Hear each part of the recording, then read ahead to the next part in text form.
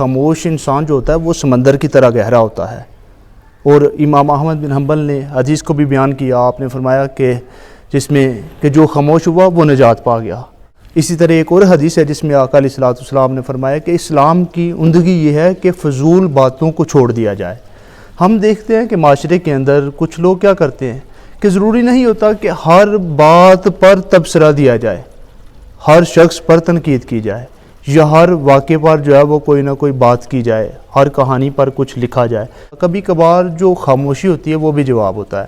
کبھی کبھار جو ہوتا ہے کہ آپ کچھ نہ کہیں، کوئی بات نہ کریں، صرف آپ خاموش ہو جائیں تو مسائل جو ہے وہ حل ہو جاتے ہیں، اور وہ معاملات جو ہے وہ خود بخود اپنی اصل جگہ پر آ جاتے ہیں۔ جیسے ہم دیکھتے ہیں کہ زخم ایک ٹائم کے بعد خود آہستہ آہستہ بڑھ جاتا ہے، تو اسی طرح کبھی کبھار جو ہے وہ خاموشی کے ذریعے بھی جو ہے وہ مسائل حل ہو جاتے ہیں۔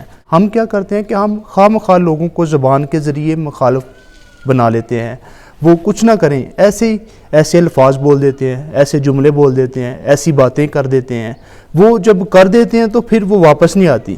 جب زبان سے کوئی بات نکل جاتی ہے تو اس سے بہتر یہ ہوتا ہے کہ انسان ایسے معاملات میں خاموش رہے، اور خاموشی جو ہے وہ بیوقوف کا برہم بھی ہے، خاموشی جو ہے وہ ایک اچھے انسان کا، سمجھدار انسان کا جو ہے وہ روب بھی ہے، خاموشی جو ہے وہ زیور بھی ہے۔ تو اس لیے ہمیں ہر بات پہ تبصرہ دینا جو ہے وہ ضروری نہیں ہوتا۔ اور اسی طرح آقا علیہ السلام کی ایک حدیث بھی ہے نا جس میں آپ نے فرمایا کہ مجھے دو جبڑوں کے درمیان اور دو ٹانگوں کے درمیان جو چیزیں ہیں ان کی ضمانت دے دو، میں تجھے جنت کی ضمانت دیتا ہوں۔ تو ہمیں خواہ مخواہ کسی پر تنقید کرنا، کسی کی غیبت کرنا، کسی کے حوالے سے جو ہے وہ کچھ نہ کچھ کہنا، یہ ضروری نہیں ہوتا۔ انسان کو جو ہے وہ خود پر جو ہے وہ ذرا غور کرنا چاہیے، اور جو شخص جو ہے وہ خاموش رہتا ہے اللہ پاک جو ہے وہ اس کو پھر بصیرت بھی دیتا ہے۔ میں ایک واقعہ غور کرتا ہوں، ایک لطیفہ ہے۔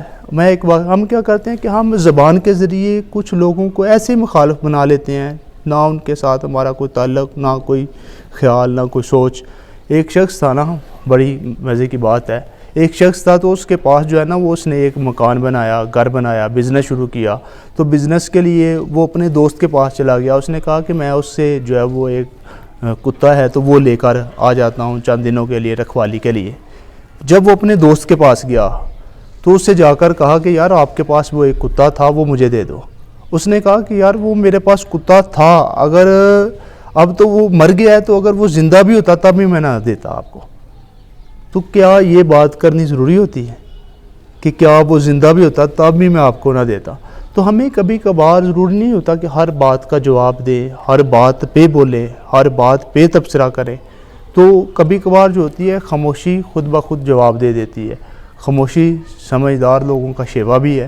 تو اس لیے ہمیں ہر بات پہ تبصرہ نہیں کرنا چاہیے، ہر بات پہ ٹانگ نہیں اڑانی چاہیے، ہر بات پہ جو ہے وہ بولنا نہیں چاہیے۔ ہم کیا کرتے ہیں کہ ہر بات پہ بول کر، ہر بات پہ تبصرہ دے کر کبھی کبھار بے عزتی کروا لیتے ہیں، جس کو حضرت واصف علی واصف صاحب بھی کہتے ہیں نا کہ بچہ بولنا تو تھوڑے عرصے میں سیکھ جاتا ہے، 2-3 سال میں وہ بولنا سیکھ جاتا ہے، مگر کون سی بات کہاں کب کرنی ہے وہ یہ ساری زندگی نہیں سیکھ پاتا۔ تو جہاں پر خاموش رہنا ہو تو وہاں پر خاموش ہی رہنا چاہیے، وہی انسان کے لیے جو ہے وہ بہتر ہوتا ہے۔ لاسٹ میں بات کو ختم کر رہا ہوں کہ اللہ پاک نے انسان کو 2 کان دیے ہیں، وہ کس لیے دیے ہیں کہ وہ زیادہ سے زیادہ سنے۔ ریسرچ بھی یہ بتاتی ہے کہ سننے سے انسان بہت کچھ سیکھتا ہے، اور یہ جو بڑے لوگ ہوتے ہیں وہ سنتے ہیں، نہ کہ صرف بولتے جانا، اور بولنا کم چاہیے، سننا زیادہ چاہیے۔ اور اگر ہم جو ہے وہ غور کریں تو سننے سے انسان بہت کچھ سیکھتا ہے۔ تو اس لیے سنتا وہی ہے جو خاموش رہتا ہے، جو آبزرو کرتا ہے، جو چیزوں کو جو ہے وہ دیکھتا ہے۔ تو جو انسان خاموش رہتا ہے پھر وہ سیکھتا بھی ہے، وہ سنتا بھی زیادہ ہے۔ اور جب ہم بولنے کی عادت ہے تو وہاں پر سننے کی بھی عادت ہونی چاہیے۔